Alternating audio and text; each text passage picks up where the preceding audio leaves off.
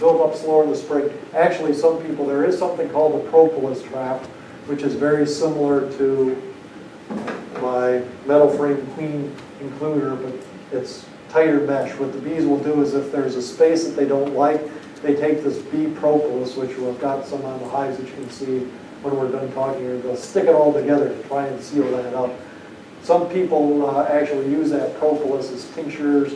They use it as medicinal things. They think it's got antibiotic properties. They dissolve it in alcohol or something and take it that way. So, you know, you can collect that propolis. What they do is they get the metal frame or the plastic frame, it gets all stuck together, you throw it in your freezer, it gets rigid, you give it a little twist and it all snaps and falls off. You can put it back in. So if you wanted to get into propolis production, the Caucasian bee would be good for that. The Buckfast bee was developed by Brother Adam of Buckfast Monastery, or Buckfast Abbey in England. Very gentle bees, resistant to tracheal mites. I've never kept those either myself, but people like those. Here it just shows two different races of bees on a flower. This is obvious in Italian. That's probably, I don't know. Painting, yeah, you can paint the outside of your hive if you want to be real creative. The bees don't care. You know, you don't want to paint the inside of the hive. They don't like that, but you can certainly paint the outside. White is their traditional color. Keeps it a little bit cooler in the summertime. That's the only reason because whitewash was cheap. Hive location, typically facing east or south. You want the bees to get sunlight early in the morning so that they get out and start working as soon as it's warm. Protect them from the wind, 6 to 8 inches off the ground. Those are sitting on some wooden frames, wooden timbers on top of cinder blocks back in there. There's good information out there. Here's two common journals, Bee Culture and American Bee Journal. I'm kind of partial to Bee Culture. I think it's geared more for the hobbyist. American Bee Journal is geared more for the sideliner. If you keep 1 to 10, 20 hives, you're considered a hobbyist. You keep 20 to 50, you're considered a sideliner. That's like a part-time business. You know, you keep over 50 hives, you're starting to get into the commercial realm right there. And you better either have some extra help or plan on working a whole lot of time. So this is geared more for the hobbyist. Myself, I actually have a section in there that they put out a couple of pages in there for kids as well. This is geared more for the sideliner or commercial person, but they're both very good. In fact, American Bee Journal has news. They have an online newsletter, as long as we're talking about newsletters. Kentucky State Beekeeping Association, that's our own state beekeeping association. That's the source. Beesource.com is a forum if you're into getting into forums online and talking about bees. That's a good one. This, again, is geared a little bit more for the sideliner. Beemaster.com is geared a little bit more for the hobbyist. Then the company's websites themselves. I put some catalogs in the back. You're welcome to those. Used to be that when you contacted companies, they'd send you a box of catalogs if you told them that you were doing a meeting. Now with the cost of postage and the fact that everything's online, they're a little bit less likely to do that. If you contact them directly yourself and say you want a catalog, they'll send you one. I would strongly recommend it. I try to get one every year myself from all the major companies, just because there's just good information in here, it's not just buy this, buy that. There's good information in here about what things do, different advantages, so they're educational resources as well. So contact those. These are the companies that came to mind right offhand. Kelly's is actually located in Clarkson County, so they're a Kentucky-based company.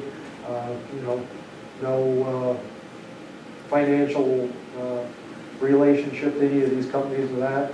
Rossman's, I think, tends to lean towards more cypress woodenware than others. Brushy Mountain tends to lean more towards 8-frame equipment. This website is very good, philcrafthivecraft.com. If you just Google Phil Craft in Kentucky, he's a retired state apiarist, real nice guy. He puts this newsletter out. When you go to his webpage, this is the home page, come down here, sign up for Phil's email newsletter. I'd recommend that. He was a state apiarist for Kentucky Department of Agriculture for years. Puts out a lot of good information. Here's the Kentucky Department of Ag website, information on becoming a beekeeper. Wealth of information on that website. People, Tom Webster is the extension beekeeping specialist. He's based at Kentucky State University. Meetings. The Eastern Kentucky Bee School happens every year, usually in January.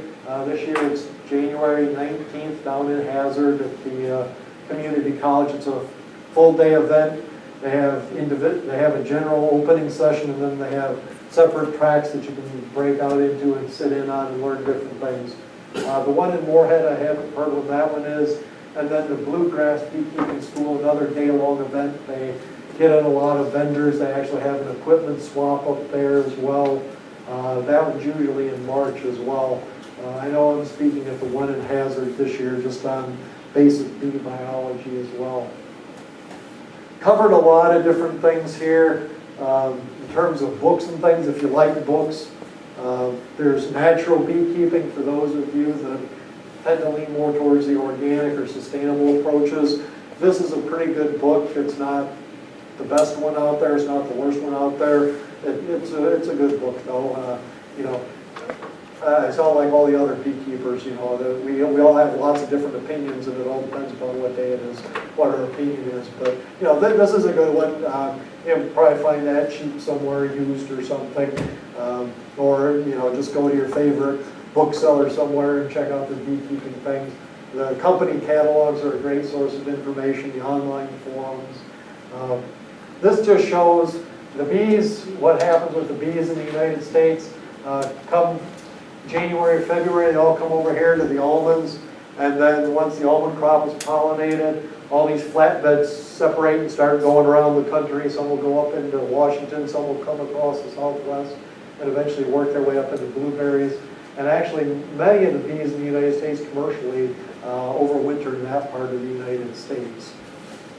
So that's kind of what I have. Take any questions if anybody has. And, you know, I encourage you to come up here and look at some of the equipment.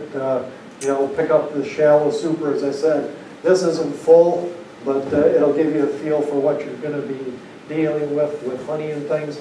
Take a look at the frames and the equipment and stuff, and I'll be around again. My information, email is quickest way usually to get a hold of me. My cell phone coverage is kind of spotty, and I'm not always in my office here as well, but email, that always seems to make it through pretty well. Thank you for coming. Next month's Monday is introduction to quilt making, I believe. Again, second Monday in December. You can go to the Robinson Center website to check out any information, or just call our main office at 666-2438, and they can give you more information on that as well. Thanks for coming, and I'll be around. Hope to see you at some of these other beekeeping meetings. Thanks.